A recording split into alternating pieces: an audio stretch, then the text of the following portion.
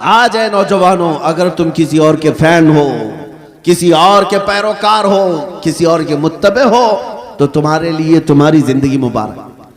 تم جس کے پیچھے چلنا چاہو، ایک بات یاد رکھنا، قیامت کے دن اسی کے ساتھ اٹھائے جاؤ گے، اسی کے ساتھ اٹھائے جاؤ گے، اور جہاں تمہارا وہ آقا جا رہا ہوگا وہیں تمہیں بھی لے جائے گا۔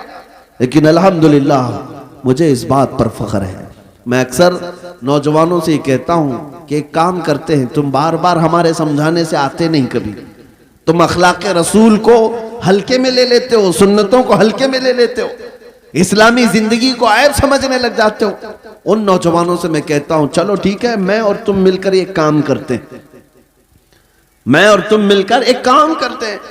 تم جس فلمی ایکٹر کو یا کسی ہیرو کو بہت زیادہ پسند کرتے ہو، اسے ایک چٹھی لکھ دینا، اسے ایک لیٹر لکھ دینا کہ میری زندگی ختم ہو جائے گی، میں مر جاؤں گا، مجھے میرے لوگ قبر میں لے جا کر دفن کریں گے، تو آپ ذرا منکر نکیر سے بچانے کے لیے میرے پاس آ جانا۔ لکھو گے؟ اس سے لکھ کر کے جانا اور کہنا صبح شام میں تمہاری طرح سے پہنتا تھا، چلتا تھا، کھاتا تھا، سب میں تمہاری نقل کرتا تھا، زندگی بھر میں تمہارا فین تھا، اب جا رہا ہوں تو مدد کے لیے قبر میں آ جانا۔ ایک نوجوان سے میں نے کہا تو ہنسنے لگا، کہا کہ حضرت ایسی بات، کیا وہ آ سکیں گے ہماری قبر میں؟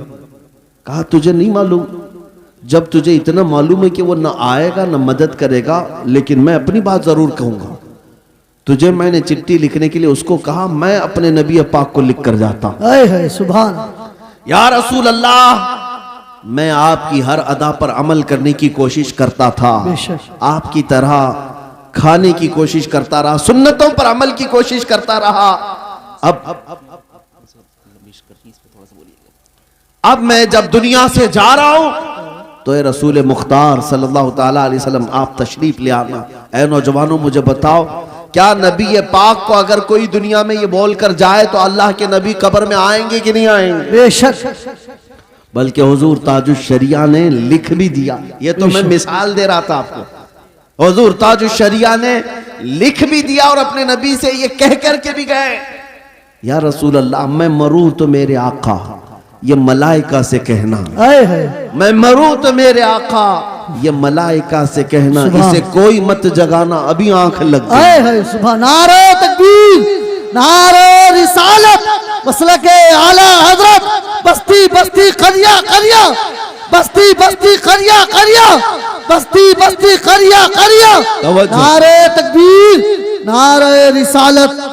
اے نوجوانوں، میں یہ باتیں صرف اس لیے کہہ رہا ہوں کہ تمہاری زندگی بھی ہماری زندگی بڑی شارٹ ہے، آپ خود اپنی پچھلی زندگی میں جا کر دیکھ لو، چند ہی سال گزرے تھے، بچپنا تھا تمہارا، تم بچپنے میں ادھر ادھر کھیل کود میں گزار رہے تھے، اور آج جوان ہو چکے، پلک جھپکتے ہوئے جوان ہو گئے، اور ہم نے چند سالوں پہلے جن کو جوان دیکھا تھا آج ان کے بال سفید ہو گئے، بال سفید اور دانت جھڑنے لگ گئے، اتنی تیزی سے یہ وقت گزر رہا ہے تمہیں اندازہ بھی نہیں، اور تم ہیپی نیو ایئر منانے میں لگے ہو، تمہاری زندگی کی ایک ایک اینٹیں، ایک ایک دیواریں گرتی جا رہی ہیں، تم موت کے اتنی قریب ہوتے جا رہے ہو۔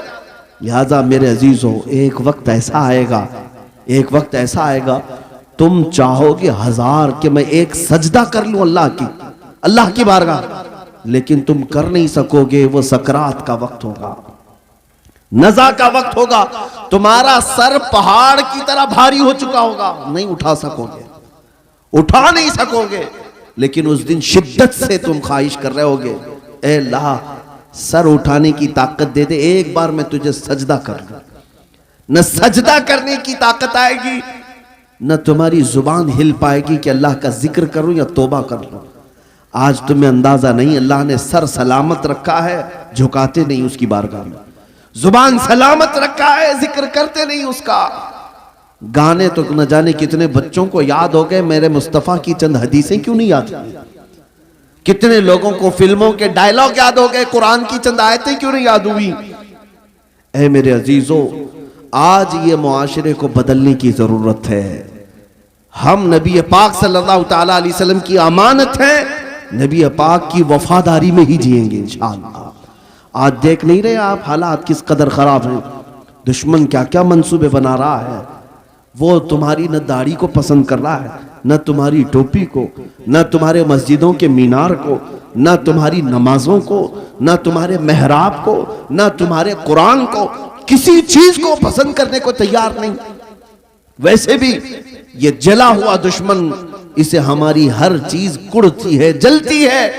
ایسے حالات میں ہونا تو یہ چاہیے تھا کہ نوجوان کھچڑا کمیٹی، نیاز کمیٹی بنانے کی بجائے اخلاق مصطفیٰ کمیٹی بناتے۔ تم جتنی عادتوں سے چھڑو گے، ہم اپنے نبی کی اتنی ہی غلامی کر کے دکھائیں گے۔ اقبال کی اس بات پر میں اپنی گفتگو کو سمیٹتا ہوں کہ محمد سے وفا تو نے تو ہم تیرے ہیں، یہ جہاں چیز ہے کیا لوح و قلم تیرے ہیں۔ کون کہتا ہے کہ ان کے پیچھے چلنے سے عزت نہیں ہوتی؟ میرے عزیزو، مجھ جیسے ایک حقیر آدمی کو دیکھو، آج جو دنیا ہمارے اوپر ٹوٹ پڑتی ہے، یا آپ ہمیں چھونے کے لیے، دیکھنے کے لیے آتے ہیں تو اس لیے نہیں آتے کہ ہم کوئی بڑے زمیندار ہیں یا کوئی نیتا جی ہیں یا کوئی بڑی پارٹی کے کاریہ کرتا ہے، نہیں۔ سب کو پتا ہے صرف اور صرف یہ عزت اسی لیے ہے کہ یہ نبی پاک کی غلامی میں جی رہا ہے۔ یہ ناز، یہ انداز ہمارے نہیں ہوتے، جھولی میں اگر ٹکڑے تمہارے نہیں ہوتے، جب تک کہ مدینے سے اشارے نہیں ہوتے، روشن میری قسمت کے ستارے نہیں ہوتے۔ اے نوجوانوں، تم سب کے لیے میرا پیغام ایک ہی ہے، بک جائیے بے دام ہی بازار نبی میں، بے دام ہی بک جائیے بازار نبی میں، اس شان کے سودے میں خسارے نہیں ہوتے۔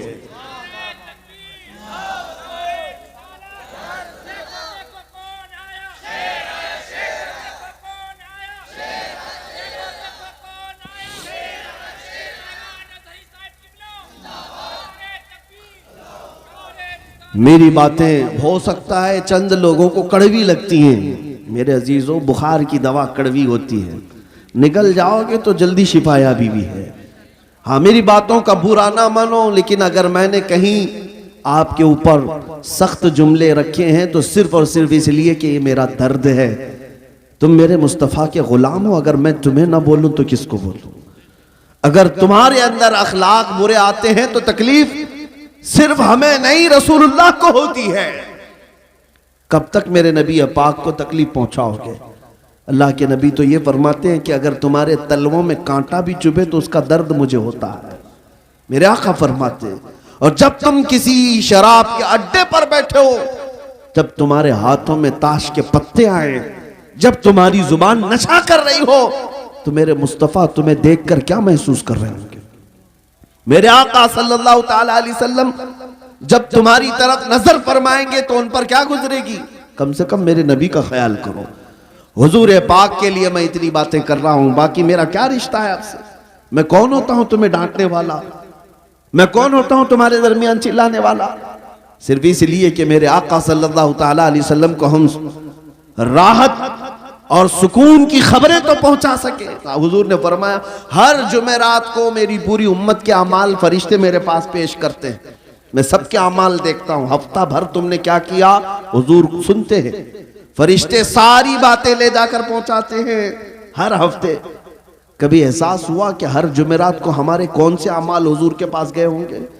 جب فرشتے یہ کہہ رہے ہوں گے کہ آقا آپ کا فلاں امتی دن رات لہو میں کھو رہا تھا، کھیل کود میں گزار رہا تھا، لڑکیوں کے بیچ عیاشیاں کر رہا تھا، تو حضور پاک پر کیا بیتتی ہوگی؟ ہمارے باپ کے پاس اگر کوئی آ کر کے ہماری شکایت کرے تو ہم اسے بھی پسند نہیں کرتے، ہم کہتے ہیں ابا کو بتانا مت۔ لیکن نبی پاک کو جب فرشتے بتا رہے ہوں گے تو حضور صلی اللہ تعالی علیہ وسلم پر کیا گزرے گی؟ اس لیے میرے عزیزو، یہ باتیں جو میں نے کی ہیں، انشاءاللہ العزیز آج ہمارا جلسہ اسی پر کامیاب ہوگا۔